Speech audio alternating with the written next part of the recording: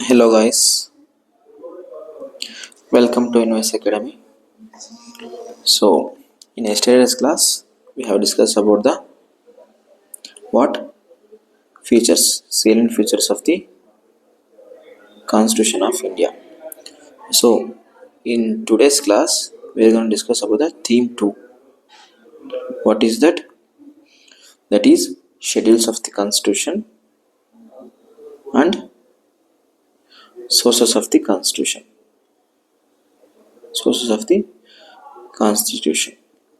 So before going to the schedules and sources of the Constitution, I just wanted to tell you three sentences. You should be keep in mind so that it will help you in one or other way in your future. So ಅದೇನಂದರೆ 3 ವಾಕ್ಯ ನಾನು ಹೇಳ್ತಾ ಹೋಗ್ತೀನಿ ಈಗ. So keep in mind. ಅದೇನಂದರೆ ಆ ವಾಕ್ಯಗಳೇನೆಂದರೆ, ಹೋಗುವಾಗ ಬೀಜವನ್ನು ಹಾಕುತ್ತಾ ಹೋದರೆ ಹಿಂಬರುವಾಗ ಫಲ ತುಂಬಿದ ಮರಗಳು ನಿಮ್ಮನ್ನು ಸ್ವಾಗತಿಸುತ್ತದೆ. ಇದು ಮೊದಲನೇ ವಾಕ್ಯ. ಎರಡನೇ ವಾಕ್ಯ ಏನೆಂದರೆ, ಸಾಧ್ಯವೆಂದರೆ ಸಾಧ್ಯ, ಅಸಾಧ್ಯವೆಂದರೆ ಅಸಾಧ್ಯ. ಸಾಧ್ಯವೆಂದರೆ ಸಾಧ್ಯ ಆಗಿರುವುದರಿಂದ, ಅಸಾಧ್ಯವೆಂದರೆ ಅಸಾಧ್ಯ ಆಗಿರುವುದರಿಂದ ಎಲ್ಲವನ್ನು ಸಾಧ್ಯವೆಂದೇ ತಿಳಿಬೇಕು ನಾವು. ಇನ್ನು ಮೂರನೇ ವಾಕ್ಯ ಬಂದ್ಬಿಟ್ಟು ವೆರಿ ಇಂಪಾರ್ಟೆಂಟ್. ಬದಲಾವಣೆಗೆ ತಕ್ಕ ಹಾಗೆ ನಾವು ಬದಲಾಗದೆ ಹೋದರೆ, ಬದಲಾವಣೆ ಗಾಳಿ ಎಷ್ಟು ಜೋರಾಗಿದೆ ಅಂದರೆ ಅದು ನಮ್ಮನ್ನು ಬದಲಾಯಿಸೋದು ನಿಶ್ಚಿತ. ಸೊ ಈ ಮೂರು ವಾಕ್ಯ ನಾನು ಯಾಕೆ ಹೇಳ್ತಿದ್ದೀನಿ ಅಂದರೆ, it is related to a teacher. Okay, ಏನು ಈ ಮೂರು ವಾಕ್ಯ ಯಾಕೆ ಟೀಚರ್ ರಿಲೇಟ್ ಆಗಿದೆ ಅಂದರೆ, ಸೊ ಬದಲಾವಣೆಗೆ ತಕ್ಕಂಗೆ ನಮಗೆ ಚೇಂಜ್ ಆಗೋದನ್ನ ಹೇಳ್ಕೊಡೋದಾಗಿರ್ಬೋದು, ಅಸಾಧ್ಯವಾದದನ್ನ ಸಾಧ್ಯ ಮಾಡೋದನ್ನ ಹೇಳ್ಕೊಡೋದಾಗಿರ್ಬೋದು, ಅಂಡ್ ಉತ್ತಮವಾದ ನಮ್ಮ ಥಾಟ್ ಪ್ರೊಸೆಸ್ನ, ಬೀಜ ಅಂದರೆ ಲೈಕ್ ಇಲ್ಲಿ ಥಾಟ್ ಪ್ರೊಸೆಸ್ನ ನಮ್ಗೆ ಇನ್ಕಲ್ಕೇಟ್ ಮಾಡೋದಾಗಿರ್ಬೋದು. ಸೊ ಈ ಥಾಟ್ ಪ್ರೊಸೆಸ್ ಇನ್ಕಲ್ಕೇಟ್ ಮಾಡೋದಾಗಿರ್ಬೋದು, ಇದೆಲ್ಲನೂ ಯಾರ ಒಂದು ಧರ್ಮ ಅಂದರೆ ಗುರುಗಳ ಧರ್ಮ. So before starting the classes, I just wanted to remember my teachers and I just wanted to give these 3 vakyas tribute to the teachers who have taught me. So let us start the discussion now. So schedules. So basically when I just telling the what salient features, ನಾನು ನಿಮಗೆ articles ಎಷ್ಟಿದ್ದಾವೆ, schedules ಎಷ್ಟಿದ್ದಾವೆ, ಎಷ್ಟು part ಅಂತ ಹೇಳ್ತಾ ಹೋಗಿದ್ದೆ. So keep remembering, ನಾನು ಏನಂತ ಹೇಳಿದ್ದೆ, schedules ಎಷ್ಟಿದ್ದಾವೆ, originally ಎಷ್ಟಿತ್ತು, ನಾವು what is this number. Originally there was 8 schedules. ಸ್ಟಾರ್ಟಿಂಗಲ್ಲಿ ಒರಿಜಿನಲಿ 8 ಶೆಡ್ಯೂಲ್ಸ್ ಇತ್ತು, ಈಗ 12 ಶೆಡ್ಯೂಲ್ಸ್ ಇನ್ಕ್ರೀಸ್ ಆಗಿದ್ದಾವೆ. ಟೋಟಲ್ ಈಗ 12 ಶೆಡ್ಯೂಲ್ಸ್ ಇದ್ದಾವೆ. So before going to the subject, I just wanted to give a mnemonic. ನಾನು ನಿಮಗೆ ನಿಮೋನಿಕ್ ಕೊಡ್ತೀನಿ. ಸೊ ಆ ನಿಮೋನಿಕ್ನಲ್ಲಿ ನೆನ್ಪಿಟ್ಕೊಂಡ್ರೆ ಆಲ್ಮೋಸ್ಟ್ ಈ 12 ಶೆಡ್ಯೂಲ್ಸ್ ಇದಾವಲ್ಲ, ಇವೆಲ್ಲವೂ ಟಿಪ್ ಆಫ್ ದಿ ಟಂಗಲ್ಲಿ ಇರ್ತವೆ. What is that mnemonic? I just want to know. I will rub this. Okay, so ಆ ನಿಮೋನಿಕ್ನ ನೀವು ಕಲ್ತ್ಕೊಂಡು just mug it up for twice ಅಷ್ಟೇ. ಸೊ ನಿಮಗೆಲ್ಲ ನೆನಪಾಗ್ತವೆ. So that mnemonic is tears of old PM ಅಂತ. ಓಕೆ, ಏನು tears of old PM. So just change the colour. So ಇಲ್ಲಿ ಟಿ ಅಂದರೆ ಏನು ಅಂದರೆ territory. Here T means territory. So ಇದು first schedule deals with the territory. ನೋಡಿ, first schedule deals with the territory ಅಂತ ನೆನ್ಪಿಟ್ಕೊಳ್ಳಿ. ಏನಿದು? Name of the state and their territory jurisdiction and union territory and their territory extent. So this is the first thing. T. E ಅಂದರೆ emolument. E ಅಂದರೆ emolument, salaries. So emolument ಯಾರ್ಯಾರ್ದು emolument ಇದು, ಯಾರ್ಯಾರು salary privilege of certain dignitaries. Who are those certain dignitaries? Very important. Emolument ಬಗ್ಗೆ ಮಾತಾಡುತ್ತೆ. ಈ ಅಂದರೆ ಎಮೋಲ್ಮೆಂಟ್ ಅಂತಲೇ ಅರ್ಥ. ಓಕೆನಾ? ಸೊ ಬಟ್ ಯಾರ್ಯಾರಿಗೆ ಎಮೋಲ್ಮೆಂಟ್ ಬಗ್ಗೆ ಮಾತಾಡ್ತಿದೆ, ಅದು president, governor, speaker, deputy speaker of Lok Sabha and legislative assembly, and chairman, deputy chairman of Rajya Sabha and legislative council. So ಜಜಸ್ of the supreme court and high court and CAG. ಇವರ ಒಂದು ಸ್ಯಾಲ್ರೀಸ್, ಎಮಾಲ್ಮೆಂಟ್, ಪ್ರಿವಿಲೇಜ್ ಬಗ್ಗೆ second schedule ಮಾತಾಡುತ್ತೆ. ಇನ್ನು A ಅಂದರೆ affirmation.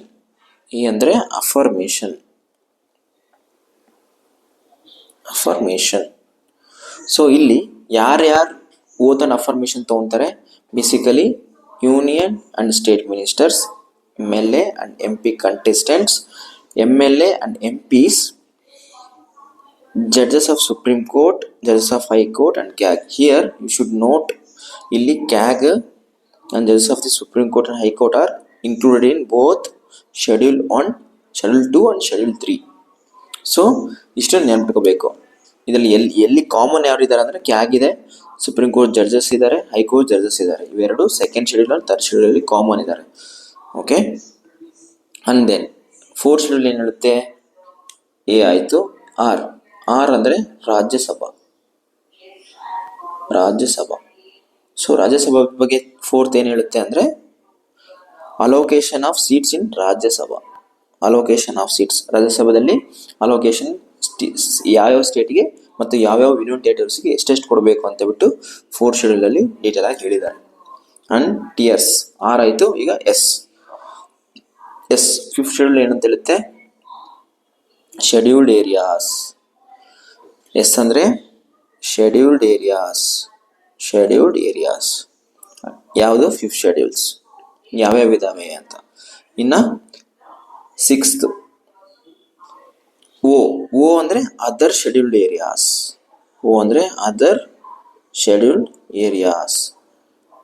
ಯಾವ್ಯಾವುದು other scheduled areas ಯಾವ್ಯಾವ ಬರ್ತವೆ? ಅಸ್ಸಾಂ, ಮೇಘಾಲಯ, ತ್ರಿಪುರಾ ಅಂಡ್ ಮಿಜೋರಾಂ. ಇದಕ್ಕೂ ಒಂದು ಕೋಡ್ ಇದೆ, ಏನಂದ್ರೆ ATM ಸ್ಕ್ವೇರ್. ಎ ಅಂದರೆ ಅಸ್ಸಾಂ, ಟಿ ಅಂದರೆ Tripura, Mizoram and Meghalaya. So O ಅಂದರೆ ಅದರ್ ಶೆಡ್ಯೂಲ್ ಏರಿಯಾಸ್, ಅದ್ರಾಗ ಅದರ್ ಶೆಡ್ಯೂಲ್ಸ್ ಯಾವುವು? ATM square. ATM ಅಂದರೆ ಎ ಅಂದರೆ ಅಸ್ಸಾಂ, ಟಿ ಅಂದರೆ Tripura, there are 2 M's, that's why square ಅಂತ ಹಾಕಿದ್ದೀನಿ. ಫಸ್ಟ್ ಟೈಮ್ ಅಂದರೆ ಮೇಘಾಲಯ, ಸೆಕೆಂಡ್ ಟೈಮ್ ಅಂದರೆ ಮಿಜೋರಾಂ. ಓಕೆ, ಇನ್ನು ಎಫ್ ಅಂದರೆ ಇಲ್ಲಿ ಎಫ್ ಅಂದರೆ ಏನಂತಾರೆ? ಫೆಡರಲ್ ಅಂತ. ಫೆಡರಲ್ ಅಂದರೆ list. There are list in this division of powers. Federal division of power. Union list, state list, concurrent list. Union list ಅಂದರೆ ಈ ಲೀಸ್ಟ್ ಅಲ್ಲಿ ಬರೋದೆಲ್ಲ ಯೂನಿಯನ್ ಗೌರ್ಮೆಂಟ್ ಮಾತ್ರ ಡೀಲ್ ಮಾಡುತ್ತೆ. For example nuclear power and railways. State list ಅಂದರೆ state ಅಲ್ಲಿ ಬರೋದು ಮಾತ್ರನೇ ಈ ಲಿಸ್ಟ್ ಬರೋದೆಲ್ಲ ಸ್ಟೇಟ್ ಗೌರ್ಮೆಂಟ್ ಡೀಲ್ ಮಾಡುತ್ತೆ, not central government. Concurrent list ಅಂದರೆ both central government and state government ಎರಡೂ ಈ ಒಂದು ಮ್ಯಾಟರ್ ಮೇಲ್ಗಡೆ ದೇ ಹ್ಯಾವ್ ಪವರ್ಸ್ ಅಂತ ಹೇಳ್ಬಿಟ್ಟು. ಸೊ ಇದು ಯಾವ ಶೆಡ್ಯೂಲ್ ಬರುತ್ತೆ? 7th schedule. ಎಫ್ ಅಂದರೆ ಓ ಅಂದರೆ ಅದರ್ ಸ್ಟೇಟ್, ಎಫ್ ಅಂದರೆ ಫೆಡರಲ್ ಅಂತ ನೆನ್ಪಿಟ್ಕೊಳ್ಳಿ. Tears of old. ಓ ಅಂದರೆ 7th ಆಯಿತು. 8th ಇನ್ನೊಂದು ಓ ಬರುತ್ತೆ. ಓ ಅಂದರೆ wait for a while, it's not moving. wait. Okay, O, tiers of old PM. old ಅಲ್ವಾ? O ಬಂತು. ಮತ್ತೆ O ಅಂದರೆ official languages. How many official languages are there now? 22 official languages. ಓಕೆನಾ? ಸೊ ಲಾಸ್ಟ್ ಅಫಿಷಿಯಲ್ ಲ್ಯಾಂಗ್ವೇಜ್ ನಾವು announce ಮಾಡಿರೋದು 96 constitution amendment act 2011. ಇದನ್ನ ಯಾವ ಥರ ನೆನಪಿಡಬೇಕು? 9 and 6 ಈ ಥರ ಇದೆ. ಸೊ ಇದನ್ನ ಡೌನ್ ಮಾಡಿದ್ರೆ ಹೋಗುತ್ತೆ, ಇದನ್ನ ಮೇಲ್ಗಡೆ ಮಾಡಿದ್ರೆ ಹೋಗುತ್ತೆ. ಸೊ ಓಡಿಯಾ ಅಂತ ನೆನಪಿಟ್ಕೊಳ್ಳಿ. ಲಾಸ್ಟ್ ನಾವು ಯಾವ ಒಂದು ಅಫಿಷಿಯಲ್ ಲ್ಯಾಂಗ್ವೇಜ್ನ ಆ್ಯಡ್ ಮಾಡಿದ್ದೀವಿ ಅಂದರೆ 2011ನಲ್ಲಿ under the which act 96 constitution amendment act ನಾವು ಓಡಿಯಾನ ಅಫಿಷಿಯಲ್ ಲ್ಯಾಂಗ್ವೇಜ್ ಆಗಿ 22nd ಅಫಿಷಿಯಲ್ ಲ್ಯಾಂಗ್ವೇಜ್ ಆಗಿ ಆ್ಯಡ್ ಮಾಡಿದ್ವಿ. ಟೋಟಲ್ 22 ಅಫಿಷಿಯಲ್ ಲ್ಯಾಂಗ್ವೇಜ್ ಇದಾವೆ, ಅಫಿಷಿಯಲ್ ಲ್ಯಾಂಗ್ವೇಜ್ ಇದಾವೆ. ಬೇಸಿಕಲಿ ಎಷ್ಟಿತ್ತು starting? Originally there were 14 official languages. Okay, ಈಗ 9th ಶೆಡ್ಯೂಲ್. 9th ಶೆಡ್ಯೂಲ್ ಅಂದರೆ ಎಲ್ ಅಂದರೆ land reforms. Okay, land reforms. So ಇದು ಫಸ್ಟ್ ಕಾನ್ಸ್ಟಿಟ್ಯೂಷನ್ ಅಮೆಂಡ್ಮೆಂಟ್ ಆಕ್ಟ್ ಅಲ್ಲಿ ಆ್ಯಡ್ ಆಯಿತು. ನಾನು ಆಗಲೇ ಹೇಳಿದೆ originally there var only 8 schedules. So ಇದು 9th schedule first constitution amendment act 1951 ಅಲ್ಲೇ ಆ್ಯಡ್ ಆಗಿದೆ. ಸೊ ಇದು ಇದ್ದಾಗ ಯಾರಿದ್ದಾರೆ, ಜವಾಹರ್ಲಾಲ್ ನೆಹರು ಅವರು ಈ ಒಂದು ಲ್ಯಾಂಡ್ ರಿಫಾರ್ಮ್ಸ್ನ ತಂದ್ರಲ್ಲ, ಆ ಟೈಮಲ್ಲಿ they have added with 9 schedules. Okay, ಇನ್ನು 10 schedule D, old, OLD, D ಅಂದರೆ defection, anti defection law 52nd constitution amendment act 1985 ಅಲ್ಲಿ ಈ ಒಂದು ಆ್ಯಂಟಿ ಡಿಫೆಕ್ಷನ್ ಲಾನ ತಂದರು. ಆ್ಯಂಟಿ ಡಿಫೆಕ್ಷನ್ ಅಂದರೆ if any party member who is elected by his party, if he elected by using the name of the party, like Congress ಅಂತ ಒಬ್ಬ ಯಾರೋ Congress candidate, if he won by taking the ticket of that party and after later winning, if he wanted to go to the BJP, that process is called defection. Because ಅವ್ರಿಗೆ ನಾವು vote ಹಾಕ್ಬೇಕಾದ್ರೆ Congress ಅಂತ ಹೇಳ್ಬಿಟ್ಟು vote ಹಾಕಿರ್ತೀವಿ. If he wanted to go to the BJP, he should resign first and then he can go. ಇಲ್ಲ ನಾನು power ಇಟ್ಕೊಂಡೇ ಹೋಗ್ತೀನಿ ಅಂದರೆ that comes under the defection. So ಆ ಥರ ಮಾಡಬಾರ್ದು ಅಂತ ಬಿಟ್ಟು ಆ್ಯಂಟಿ ಡಿಫೆಕ್ಷನ್ಗೆ ಒಂದು ಸರ್ಟೆನ್ ಲಾಸ್ ಇದಾವೆ. ಅದನ್ನು 10th ಶೆಡ್ಯೂಲಲ್ಲಿ ಹಾಕಿದ್ರು. ಎಷ್ಟನೇ ಅಮೆಂಡ್ಮೆಂಟಿಂದ? 52nd constitution amendment act 1985. It's very important. Anti defection ಲಾ ತುಂಬ ಇಂಪಾರ್ಟೆಂಟ್. ಇನ್ನು P and M ಉಳಿತು. Tears of old P and M. P ಅಂದರೆ ಪಂಚಾಯತ್, M ಅಂದರೆ ಮುನ್ಸಿಪಾಲ್ಟಿ. ಸೊ 11th ಶೆಡ್ಯೂಲ್ ಏನು ಹೇಳುತ್ತೆ? ಪಂಚಾಯತ್ ಬಗ್ಗೆ ಹೇಳುತ್ತೆ. ಅಂಡ್ 12th ಮುನ್ಸಿಪಾಲ್ಟೀಸ್ ಬಗ್ಗೆ ಹೇಳುತ್ತೆ. 12th municipalities. ಸೊ ಬೇಸಿಕಲಿ ಪಂಚಾಯತ್ತಲ್ಲಿ 29 ಮ್ಯಾಟರ್ಸ್ ಇದ್ದಾವೆ. ಓಕೆ, ಅಂಡ್ ಮುನ್ಸಿಪಾಲ್ಟಿಯಲ್ಲಿ 18 ಮ್ಯಾಟರ್ಸ್ ಇದ್ದಾವೆ. ಇದು 73rd constitution amendment act 1992. This is 74th constitution amendment act 1992. ಇಲ್ಲೇ ಇದೆ ನೋಡಿ. So basically there are 12 schedules. So what is the mnemonic? Tiers of old PM. Okay, O ಅಂದ್ರೆ ಏನು? ಅದರ್. ಇಲ್ಲಿ ನೋಡಿ ಹೇಳ್ತಾ ಹೋಗ್ತೀನಿ. T ಅಂದ್ರೆ ಟೆರಿಟರಿ, E ಅಂದ್ರೆ ಎಮಾಲ್ಮೆಂಟ್, A ಅಂದ್ರೆ ಅಫರ್ಮೇಷನ್, R ಅಂದ್ರೆ ರಾಜ್ಯಸಭಾ. ಈ S ಅಂದ್ರೆ what is this? Scheduled areas. And O ಅಂದ್ರೆ ಅದರ್ ಶೆಡ್ಯೂಲ್ಡ್ ಏರಿಯಾಸ್. ಅದಕ್ಕೆ ATM ಸ್ಕ್ವೇರ್ ಅಂತ ಹೇಳಿದೆ. ಅಂಡ್ ದೆನ್ F ಅಂದ್ರೆ ಫೆಡರಲ್, ಅದು ಲಿಸ್ಟ್ಗಳು ಬರ್ತವೆ. State list, concurrent list and central list ಅಂತ ಹೇಳಿದೆ, ಯೂನಿಯನ್ ಲಿಸ್ಟ್ ಅಂತ ಹೇಳಿದೆ. ಅಂಡ್ ಅನದರ್ O ಅಂದ್ರೆ ಅಫಿಷಿಯಲ್ ಲ್ಯಾಂಗ್ವೇಜ್. L ಅಂದ್ರೆ 9th schedule, what is that? Land reform. D ಅಂದ್ರೆ defection, anti defection 10th schedule. P ಅಂದ್ರೆ ಪಂಚಾಯತ್, M ಅಂದ್ರೆ municipalities. Done and dusted. That's it. So now ಇಲ್ಲಿ ನೀವು important ನೆನ್ಪಿಟ್ಬೇಕಾಗಿರೋದು 2nd schedule and 3rd schedule. ಏನಕ್ಕಂದ್ರೆ ಇಲ್ಲಿ ಯಾರ್ಯಾರಿಗೆ ನಾವು ಎಮಾಲ್ಮೆಂಟ್ ಬಗ್ಗೆ ಮಾತಾಡಿದ್ದೀವಿ, ಯಾರ್ಯಾರಿಗೆ ಓತ್ ಬಗ್ಗೆ ಮಾತಾಡಿದ್ದೀವಿ ಅಂತ. So basically 2nd schedule, 3rd schedule, 8th schedule and 9th schedule and 10th schedule, 11th and 12th schedule. ಇವಿಷ್ಟು very important. You just note it. ಏನಕ್ಕಂದ್ರೆ ಕೇಳ್ತಾರೆ ಕ್ವಶನ್ಸ್ ಇದರಲ್ಲಿ. ಸೊ ಯಾರ್ಯಾರು ಬರ್ತಾರೆ, ಯಾರ್ಯಾರು ಬರಲ್ಲ ಅಂತ 2nd and 3rd ಶೆಡ್ಯೂಲ್ ಗೊತ್ತಾಗಬೇಕು. 8th ಶೆಡ್ಯೂಲ್ ಎಷ್ಟು ಅಫಿಷಿಯಲ್ ಲ್ಯಾಂಗ್ವೇಜ್ ಇದೆ ಅಂತ ಗೊತ್ತಿರಬೇಕು. ಯಾವುದು ಲಾಸ್ಟ್ ಆ್ಯಡ್ ಮಾಡಿದ್ವಿ ಅಂತ ಗೊತ್ತಿರಬೇಕು.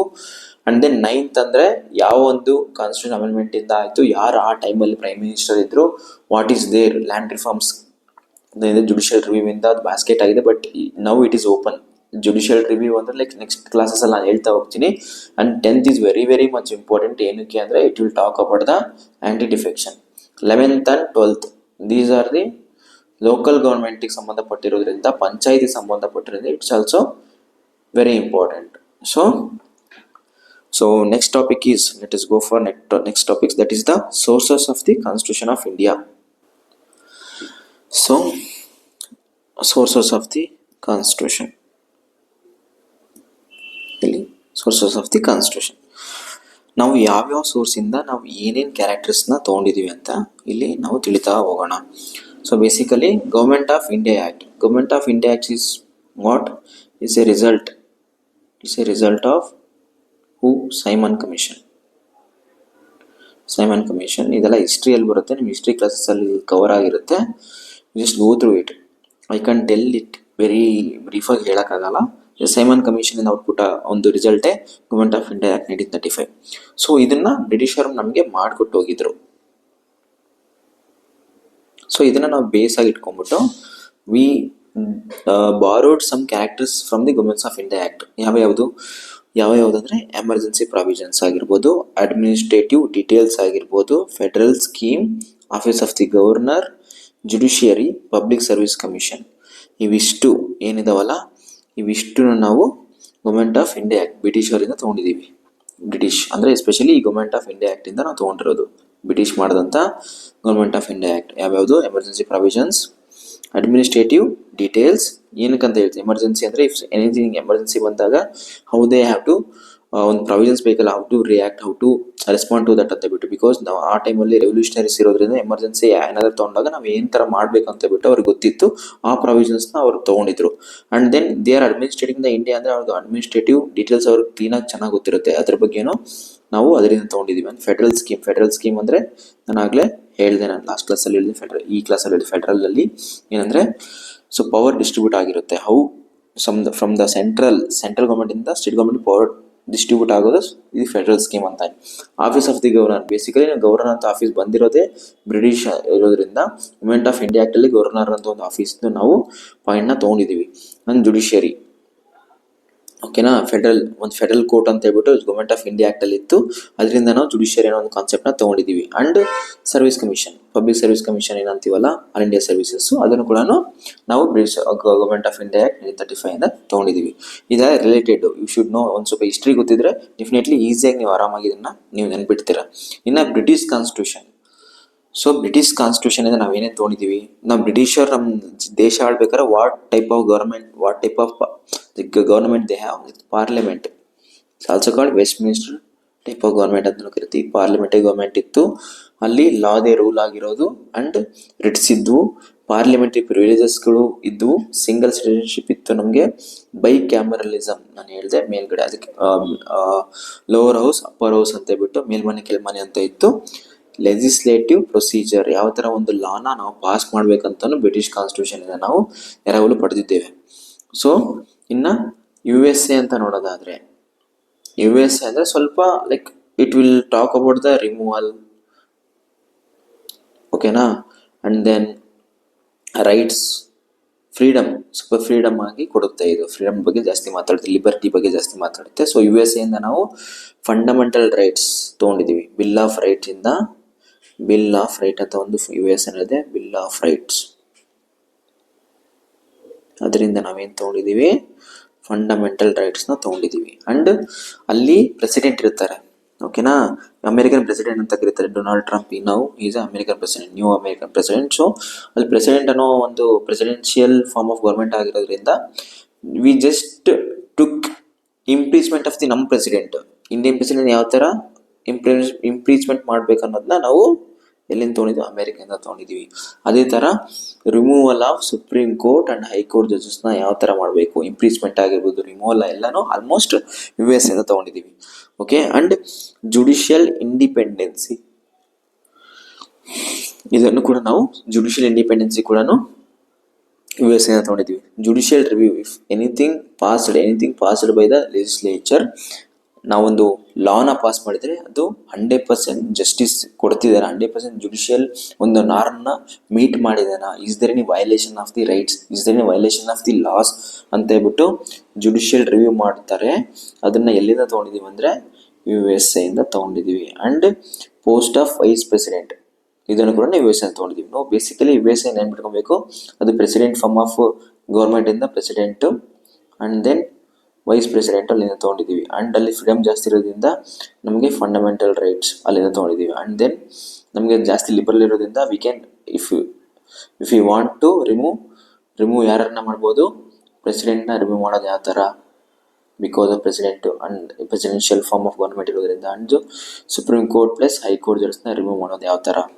ಸೊ ಎಲ್ಲದಕ್ಕಿಂತ ಹೆಚ್ಚಾಗಿ judicial review and judicial independence, ಇವನ್ನೆಲ್ಲನೂ ನಾವು US ಇಂದ ತೊಗೊಂಡಿದ್ದೀವಿ. ಓಕೆ. ಇನ್ನು ಐರ್ಲ್ಯಾಂಡಿಂದ ಏನೇನು ತೊಗೊಂಡಿದ್ದೀವಿ, DPSP ತೊಗೊಂಡಿದ್ದೀವಿ, directive principle of state policy. ಏನು directive principle of state policy. ಇದು ಎಷ್ಟನೇ ಪಾರ್ಟ್ 4. ಸೊ ಮುಂದೆ ನಾನು ಹೇಳ್ತೀನಿ ಇದು ಏನು ಅಂತ ಹೇಳ್ಬಿಟ್ಟು, ಜಸ್ಟ್ ಇಷ್ಟೇ ತಿಳ್ಕೊಳ್ಳಿ. DPSP ತೊಗೊಂಡಿದ್ದೀವಿ, ಐರ್ಲ್ಯಾಂಡಿಂದ ತೊಗೊಂಡಿದ್ದೀವಿ. ಅದ್ರ ಜೊತೆ ಏನು ಮಾಡಿದ್ದೀವಿ, nomination of Rajya Sabha members. So Rajya Sabha ಮೆಂಬರ್ಸ್ನ ಎಲೆಕ್ಟು ಮಾಡ್ತಾರೆ ಪ್ಲಸ್ ನಾಮಿನೇಟು ಮಾಡ್ತಾರೆ. ನಾಮಿನೇಟ್ ಅಂತ ಬಂದಾಗ ಯಾರು ಮಾಡ್ತಾರೆ? ಪ್ರೆಸಿಡೆಂಟ್ ಮಾಡ್ತಾರೆ. ಎಷ್ಟು ಜನರನ್ನ ಅವರು ಆರಿಸ್ಬೋದು? ಒಂದು ಗುಂಪಿಂದ 12 ಜನಗಳನ್ನು ಮಾತ್ರ ಆರಿಸ್ಬೋದು. On the basis of what? Their expertise. ಯಾವುದೋ ಒಂದು ಫೀಲ್ಡಲ್ಲಿ there are four fields are there. Arts, science and social service and literature ಅಂತ ಇದೆ. ಸೊ ಅದ್ರ ಮೇಲ್ಗಡೆ ದೇ ವಿಲ್ ಪಿಕ್, ನಾಮಿನೇಟ್ ಮಾಡ್ತಾರೆ. ಯಾರು? ಪ್ರೆಸಿಡೆಂಟ್ ಅವ್ರು ಮಾಡ್ತಾರೆ.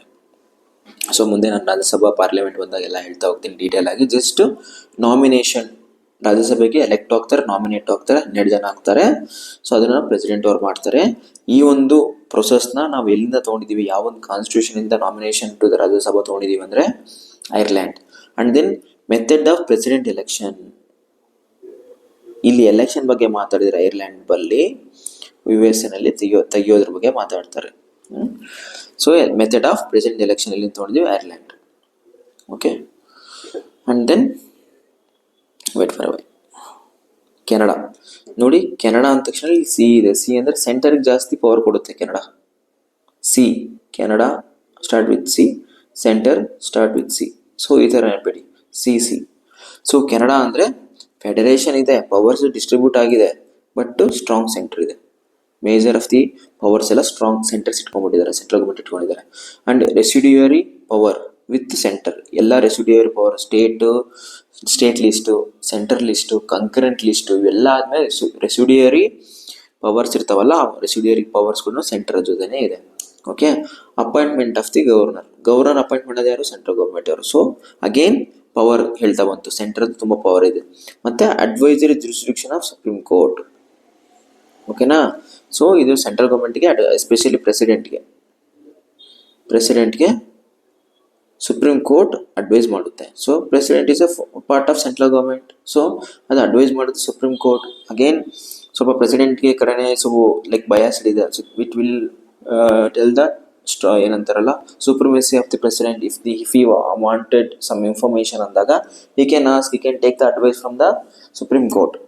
ಆಯ್ತಾ? ಬಟ್ ಸುಪ್ರೀಂ ಕೋರ್ಟ್ ಹೇಳೋ ಒಂದು ಅಡ್ವೈಸು ಅವನ ಮೇಲೆ ಬೈಂಡ್ ಆಗಿರಲ್ಲ. ಅಂದರೆ if he wanted to take the advice, he can implement. Otherwise there is no issue. ತೊಗೊಂಡಿಲ್ಲ ಅಂದ್ರೂ ಏನೂ ಪ್ರಾಬ್ಲಮ್ ಇಲ್ಲ. ಸೊ ಇದೆಲ್ಲನೂ ಕೆನಡಾದಿಂದ ನಾವು ತೊಗೊಂಡಿದ್ದೀವಿ. ಯಾವುದು? ಸ್ಟ್ರಾಂಗ್ ಸೆಂಟರ್ ವಿತ್ ಫೆಡರೇಷನ್ನು, residuary power with centre, appointment of the governor, advisory jurisdiction of the supreme court.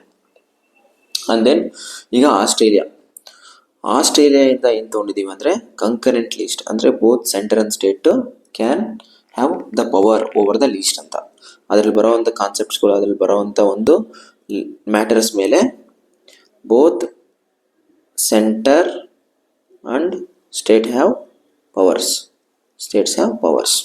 Okay. And then freedom of trade and commerce and joint sitting of the parliament. ಓಕೆನಾ? Freedom of trade and commerce ಬಗ್ಗೆನೂ Australia ಮಾತಾಡಿದೆ. And ಆಸ್ಟ್ರೇಲಿಯಾದಿಂದ ನಾವು ತೊಗೊಂಡಿದ್ದೀವಿ. And joint sitting ಅಂದರೆ if any ordinary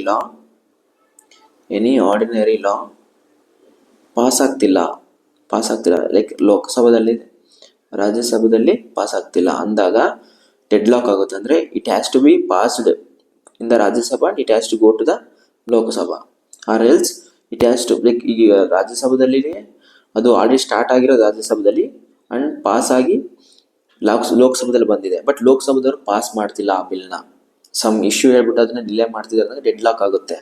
so ಆ dead ಲಾಕ್ನ ನಾವು joint sitting, ಇವು ಎರಡೂ ಸದನಗಳನ್ನ ಒಟ್ಟುಗೂಡಿಸಿ ವಿ ವಿಲ್ ರಿಸಾಲ್ವ್ ದಿಸ್.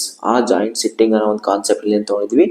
ಆಸ್ಟ್ರೇಲಿಯಾದಿಂದ ತೊಗೊಂಡಿದ್ದೀವಿ. ಸೊ ಇನ್ನು ಜಾಯಿಂಟ್ ಸಿಟ್ಟಿಂಗು ಅವೆಲ್ಲನೂ ಮುಂದೆ ಪಾರ್ಲಿಮೆಂಟ್ ಅಂತ ಚಾಪ್ಟರ್ ಬರುತ್ತೆ, ಅದರಲ್ಲಿ we will gonna discuss. Next Germany constitution ಏನಂತ ಕರಿತೀವಿ? ವೀಮರ್ ಕಾನ್ಸ್ಟಿಟ್ಯೂಷನ್ ಅಂತ ಕರಿತೀವಿ. ಕೇಳ್ತಾರೆ, Weimar constitution is related to which country ಅಂದರೆ ಜರ್ಮನಿ ಅಂತ ಬರೀಬೇಕು. ಓಕೆನಾ? ಸೊ ಇಲ್ಲಿ ಜರ್ಮನಿ ಅಂದರೆ ಹಿಟ್ಲರ್ ಅಂತ ನೆನಪಿಟ್ಕೊಳ್ಳಿ. ಹಿಟ್ಲರ್ ಏನು ಮಾಡ್ತಿದ್ದ? ಪದೇ ಫಂಡಮೆಂಟಲ್ ರೈಟ್ಸ್ನ ಸಸ್ಪೆಂಡ್ ಮಾಡ್ತಿದ್ದ. ಓಕೆನಾ? ಹಂಗಾಗ್ಬಿಟ್ಟು suspension of fundamental right during emergency ಆದಾಗ ನಮ್ಮ ಫಂಡಮೆಂಟಲ್ ರೈಟ್ಸ್ನ ಸಸ್ಪೆಂಡ್ ಮಾಡ್ತಾರೆ, ಎಕ್ಸೆಪ್ಟ್ 1921 ಅಂತಿದೆ. So I am not sure about it, but till there are some two fundamental rights ಅವು ಸಸ್ಪೆಂಡ್ ಮಾಡೋಂಗಿಲ್ಲ. ಓಕೆನಾ? ಸೊ ಈ ಒಂದು ಫಂಡಮೆಂಟಲ್ ರೈಟ್ಸ್ನ ಸಸ್ಪೆಂಡ್ ಮಾಡ್ಬೋದು ಅನ್ನೋ ಒಂದು ಕಾನ್ಸೆಪ್ಟು ಎಲ್ಲಿಂದ ತೊಗೊಂಡಿದ್ವಿ? ಜರ್ಮನಿ. ಸೊ ಜರ್ಮನಿ ಅಂದರೆ ಹಿಟ್ಲರ್ ಫಂಡಮೆಂಟಲ್ ರೈಟ್ಸ್ನ, ಈಸ್ ಎ ಡಿಕ್ಟೇಟರ್ ಅಲ್ಲ, ಸೊ ಹಂಗಾಗ್ಬಿಟ್ಟು ಫಂಡಮೆಂಟಲ್ ರೈಟ್ಸ್ಗೆ ಅಲ್ಲಿ ಬೆಲೆ ಇರ್ತಿದ್ದಿಲ್ಲ. ಸೊ ಹಂಗಾಗ್ಬಿಟ್ಟು ನೀವು ಜರ್ಮನಿ ಅಂದರೆ fundamental rights suspension during the emergency ಅಂತ ಹೇಳ್ಬಿಟ್ಟು you can remember this. And U S S R ಅಂದರೆ ಈಗ ಪ್ರೆಸೆಂಟಲ್ಲಿ ಏನಂತ ಕರಿತೀವಿ? ಯು ಎಸ್ ಎಸ್ ಆರ್ಗೆ ರಷ್ಯಾ ಅಂತ ಕರಿತೀವಿ. ಆಫ್ಟರ್ 1991 ಸೊ ಕೊಲ್ಯಾಪ್ಸ್ ಆಗಿದೆ, ಯು ಎಸ್ ಎಸ್ ಕೊಲ್ಯಾಪ್ಸ್ ಆಗ್ಬಿಟ್ಟು ರಷ್ಯಾ ಆಗಿ ಸಪ್ರೇಟ್ ಆಗಿದೆ. ಸೊ ರಷ್ಯಾದಿಂದ ನಾವೇನು ತೊಗೊಂಡಿದ್ದೀವಿ? Fundamental duties. So fundamental duties 42nd constitution amendment ಆ್ಯಕ್ಟಿಂದ ತೊಗೊಂಡ್ವಿ. ಸೊ ಬೇಸ್ಡ್ ಆನ್ ದ ಸ್ವರ್ಣ, ಆಯಿತಾ, ಸ್ವರ್ಣ ಸಿಂಗ್ ಕಮಿಟಿ ಅಂತ ನಾನು ಹೇಳಿದ್ದೆ ನಿಮಗೆ. When I was telling about the select feature I was discuss about it. So fundamental duties ನಾವು ರಷ್ಯಾದಿಂದ ತೊಗೊಂಡಿದ್ದೀವಿ ಆರ್ ಯು ಎಸ್ ಎಸ್ ಆರಿಂದ ತೊಗೊಂಡಿದ್ದೀವಿ. ಅಂಡ್ ಐಡಿಯಾಸ್ ಆಫ್ ಜಸ್ಟಿಸ್, ಯಾವ್ಯಾವ justice? Social, political and economical justice, ಇವೆಲ್ಲನೂ ಪ್ರಿಯಂಬಲಲ್ಲಿದೆ. ಈ ಜಸ್ಟಿಸ್ ಅನ್ನೋ ಕಾನ್ಸೆಪ್ಟು, ಜಸ್ಟಿಸ್ ಅಂತ ಒಂದು ಕೀವರ್ಡ್ ಪ್ರಿಯಂಬಲಲ್ಲಿದೆ. ಅದರಲ್ಲೂ social justice, political justice, economical justice ಇಂದ ಪ್ರಿಯಂಬಲಲ್ಲಿ ಇದಾವಲ್ಲ, ಇವೆಲ್ಲ ನಾವು ರಷ್ಯಾದಿಂದ ತೊಗೊಂಡಿದ್ದೀವಿ. Okay, along with fundamental duties ನಾವು ರಷ್ಯಾದಿಂದ ತೊಗೊಂಡಿದ್ದೀವಿ. ಅಂಡ್ ಫ್ರಾನ್ಸ್ ಅಂದರೆ ನಾವು ಪ್ರಿಯಂಬಲಲ್ಲಿ ರಿಪಬ್ಲಿಕ್ ಅನ್ನೋ ಒಂದು ವರ್ಡು, ಕೀವರ್ಡ್ಸ್, ಲಿಬರ್ಟಿ ಅನ್ನೋ ಕೀವರ್ಡು, ಇಕ್ವಾಲಿಟಿ, ಫ್ರಾಟರ್ನಿಟಿ, ಇವೆಲ್ಲ ಪ್ರಿಯಂಬಲಲ್ಲಿ ಬರ್ತವೆ. ಸೊ ಪ್ರಿಯಂಬಲ್ ಅನ್ನೋ ಕಾನ್ಸೆಪ್ಟ್ ಬಂದಾಗ I will gone discuss about what is the meaning of republic, fraternity, equality and liberty ಅಂತ ಹೇಳ್ತಾ ಹೋಗ್ತೀನಿ. ಇವೆಲ್ಲ ನಾವು ತೊಗೊಂಡಿದ್ದು ಫ್ರಾನ್ಸಿಂದ, ಫ್ರಾನ್ಸ್ ಕಾನ್ಸ್ಟಿಟ್ಯೂಷನಿಂದ ತೊಗೊಂಡಿದ್ವಿ. ಸೌತ್ ಆಫ್ರಿಕಾ, ನೆಕ್ಸ್ಟು ಸೌತ್ ಆಫ್ರಿಕಾಯಿಂದ ಕಾನ್ಸ್ಟಿಟ್ಯೂಷನ್ನ ನಾವು ಹೆಂಗೆ ಅಮೆಂಡ್ ಮಾಡಬೇಕು ಅನ್ನೋ ಒಂದು ಕಾನ್ಸೆಪ್ಟನ್ನ ನಾವು ಕಾನ್ಸ್ಟಿಟ್ಯೂಷನ್ ಆಫ್ ಸೌತ್ ಆಫ್ರಿಕಾಯಿಂದ ತೊಗೊಂಡಿದ್ದೀವಿ. And then election of the member of the Rajya Sabha, ರಾಜ್ಯಸಭಾನ ನಾವು ಸೌತ್ ಆಫ್ರಿಕಾದಿಂದ ತೊಗೊಂಡಿದ್ವಿ. So election to the member of Rajya Sabha ಎಲ್ಲಿ? Election to the Rajya Sabha South Africa. ಅದೇ nomination Ireland, nomination to the Rajya Sabha Ireland. ಈ ಒಂದು ಡಿಫ್ರೆನ್ಸ್ನ ನೆನಪಿಟ್ಕೊಂಡಿರ್ರಿ. And Japan like a discipline ಅಂತ ಹೇಳ್ಬಿಟ್ಟು, ಸೊ ಅದು ಪ್ರೊಸೀಜರ್ ಎಸ್ಟಾಬ್ಲಿಷ್ಡ್ ಬೈ ಲಾ, ಒಂದು ಪ್ರೊಸೀಜರ್ ಏನಿರುತ್ತೆ ಎಸ್ಟಾಬ್ಲಿಷ್ ಮಾಡಿರುತ್ತಲ್ಲ ಅದನ್ನು ಫಾಲೋ ಮಾಡೋದ್ರ ಬಗ್ಗೆ ಹೇಳುತ್ತೆ ಜಪಾನ್. ಆ ಒಂದು ನಾವು ಜಪಾನ್ ಕಾನ್ಸ್ಟಿಟ್ಯೂಷನಿಂದ ಪ್ರೊಸೀಜರ್ ಎಸ್ಟಾಬ್ಲಿಷ್ಡ್ ಬೈ ಲಾ ಅನ್ನೋ ಒಂದು ಕಾನ್ಸೆಪ್ಟ್ನ ನಾವು ತೊಗೊಂಡಿದ್ದೀವಿ. ಸೊ ಇಲ್ಲಿಗೆ we have discussed about what schedules and its mnemonic schedules plus sources of the Constitution of India. So ಇದನ್ನು ಸ್ವಲ್ಪ ಮಗಪ್ ಮಾಡಿ, because there is nothing to ಮೇಜರಾಗಿ ಡಿಸ್ಕಸ್ ಮಾಡೋಂಥದ್ದೇನಿಲ್ಲ. ಅದಕ್ಕೋಸ್ಕರ ನಿಮೋನಿಕ್ಸ್ನ ನಾನು ಹೇಳ್ಕೊಟ್ಟಿದ್ದೀನಿ, ಸೊ ದಟ್ ನಿಮ್ಮ ನೆನಪಿಟ್ಕೊಳ್ಳಿ. ಆ್ಯಂಡ್ ಸಮ್ ಟ್ರಿಕ್ಸ್ನೂ ಹೇಳಿದ್ದೀನಿ. ಜರ್ಮನಿ ಆದರೆ ಹಿಟ್ಲರ್ ಅಂತ ಹೇಳಿದ್ದೀನಿ, ಕೆನಡಾ ಅಂದರೆ ಸಿ ಸೆಂಟರ್ ಅಂತ ಹೇಳಿದ್ದೀನಿ. ಸೊ ಹಂಗೆ ಸಮ್ ಡಿಫ್ರೆನ್ಸ್, ರಾಜ್ಯಸಭಾ ನಾಮಿನೇಟ್ ಆದರೆ ಐರ್ಲ್ಯಾಂಡ್ ಅಂತ ಹೇಳಿದ್ದೀನಿ, ಎಲೆಕ್ಷನ್ ಆದರೆ ಸೌತ್ ಆಫ್ರಿಕಾ. ಸೊ ಈ ಥರ ನೆನ್ಪಿಟ್ಕೊತ ಹೋದರೆ 1-2 ಸಲ ರಿವಿಷನ್ ಮಾಡಿದರೆ definitely will get it. No issues about it. ಒಂದು ಸ್ವಲ್ಪ ಮಗಪ್ ಮಾಡಿ. And happy learning and take care. Bye.